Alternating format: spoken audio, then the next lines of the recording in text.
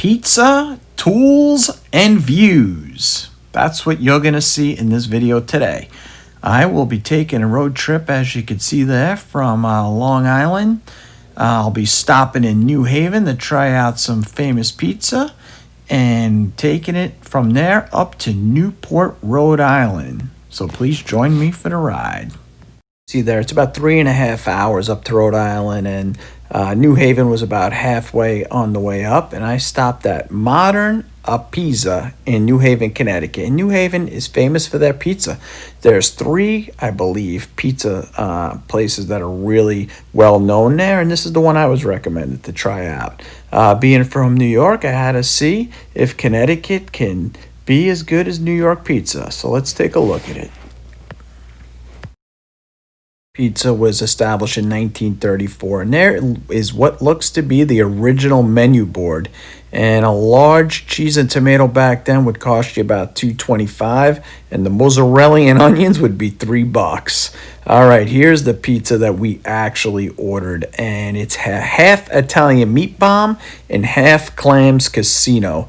And the clam thing is something that is kind of synonymous with New Haven pizza. It was pretty good pizza, but I've definitely had better in New York. Maybe we should have just went with the regular cheese, but it seemed to be a little doughy in the middle. So with that, we went off to a two-haul. Eating pizza, I was looking through my phone and I found the garage sale only a couple miles away on the way up to Rhode Island. So as you can see here, it looked pretty promising. You got all sorts of vintage tools, socket sets, and I'm thumbing through everything, and finally the guy that's running the yard sale comes up to me and says, hey, what are you interested in? And I said, I'm looking for some vintage tools, things I could restore. And I said, well, are you interested in selling these socket sets and some of these wrenches? And he basically was kind of standoffish, that he really didn't want to sell the stuff. I don't know what the reason was. He said he was helping somebody or whatnot. So I just kind of made friends with him, talked to him for a little bit, and picked up a couple of items. This is the one item I got. It's a Shoalhorn company out of New Haven, Connecticut, and I did not know much about them, so I had to look it up. It was established in 1870, and they're better known for their Bernard tools, which they became later on, which are these inline cutters, which you see here. And that's kind of what they're known for. The other item I picked up is this little mini vise, and it's like a machine vise. It seems to be pretty well made, and it was definitely vintage, and I think I gave them like $5 for both of them. All right, so taking a little bit of a closer look here, you can tell they're about 8 inches, definitely really thick. Looks like they might have been painted black at one time, or maybe, I don't know, blued or something. Teeth are in good shape. It's got a nice slip joint on it. Definitely fun restoration project. Thank you. And then here is that little mini vise, and it is stiff and it is going to need some work for sure. Can't find any maker's marks on it at this point, but once I get this home and clean it up, it should be a good, useful tool. Definitely got some good weight and is of good quality. One more item I forgot to mention is Mrs. Gunn actually picked up a nice little brand new end table for the outdoor patio set. We're always looking for those to put things on around the pool and whatnot. And she'll actually be making a guest appearance later in the video if you stick around. So from there, we head up to Newport, Rhode Island. And as you can see here, we're going across a bridge into Newport. Finally got into our hotel. And this is what it looked like right outside as we kind of had some time to decompress before we went out to dinner. We did some shopping and walking around.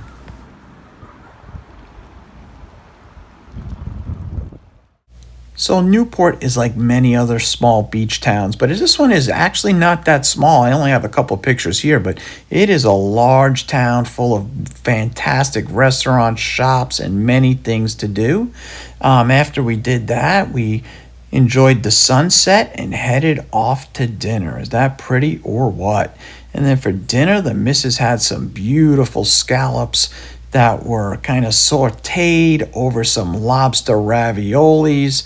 Just, it was amazing. And then I had, and you can see here the halibut. I couldn't wait too long. I dug right into it.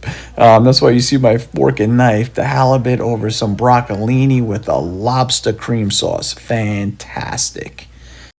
So the next day we're up bright and early and we're doing what's called the cliff walk. And it is what Newport, Rhode Island is really famous for when it comes to tourist attractions. And you walk along the coast and you see beautiful mansions and just beautiful landscapes. Sometimes you're up high, sometimes you're down low by the water, and I'll take you through that here in a moment. You'll get to see all the sights and sounds of the cliff walk. But this is what it looked like where we had our coffee in the morning. So this is the first view as we got to the cliff walk, and it was just breathtaking and absolutely beautiful.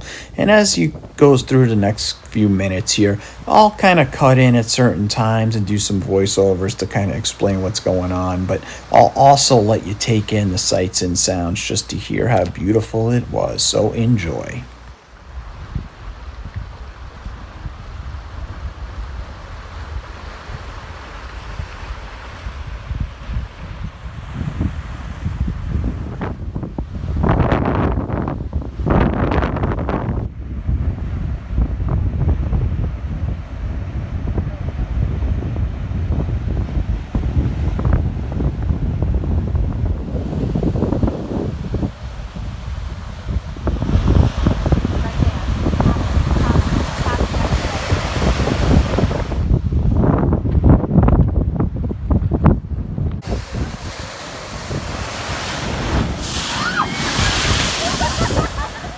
So these mansions are absolutely astonishing.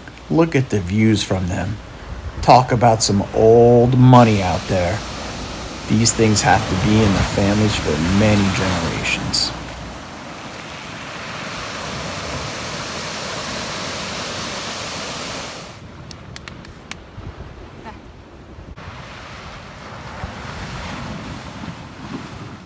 Hit that like and subscribe if you like Mrs. Gunn. Yes, I am a lucky man.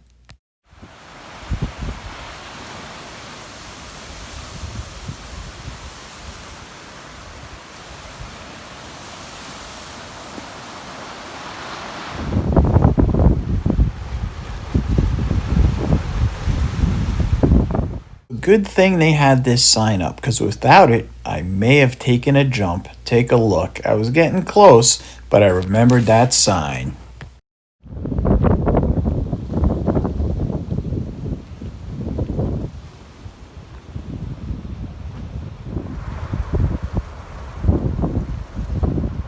So this mansion was our absolute favorite. Look at the size of it. It looks like it was being remodeled at the time. And if you look in the windows there, it's amazing. It's got statues and whatnot. Look at the guest house, bigger than most people's regular home.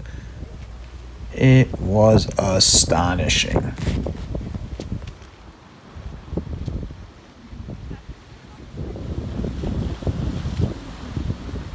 I should mention the best part, at least in my mind, is coming up. You will see some really cool surfing I caught on video.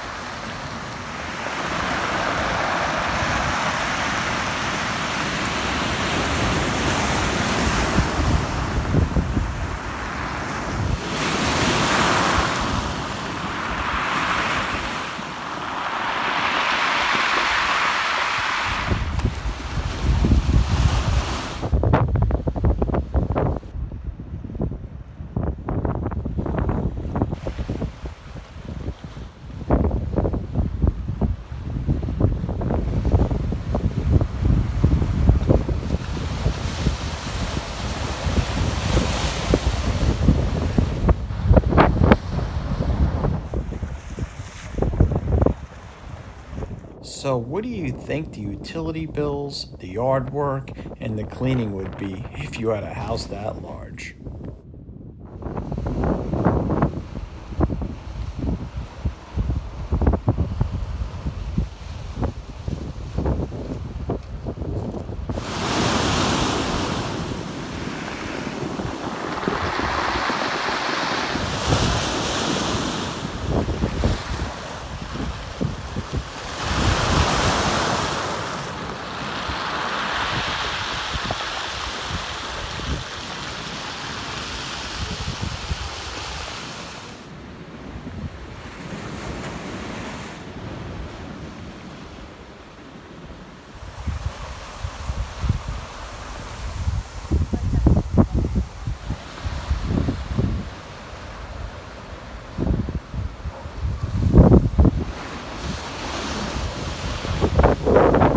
So apparently it was really tough to get out on your surfboard. So you can see here a guy on a jet ski actually picked up the surfer and drove him out to where the waves are. Let's take a look.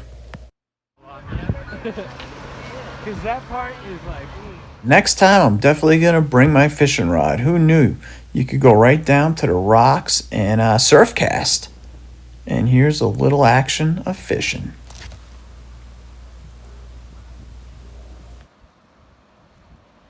Okay, so look quick. Here's the best part. Here comes the surfing. Hope you enjoy.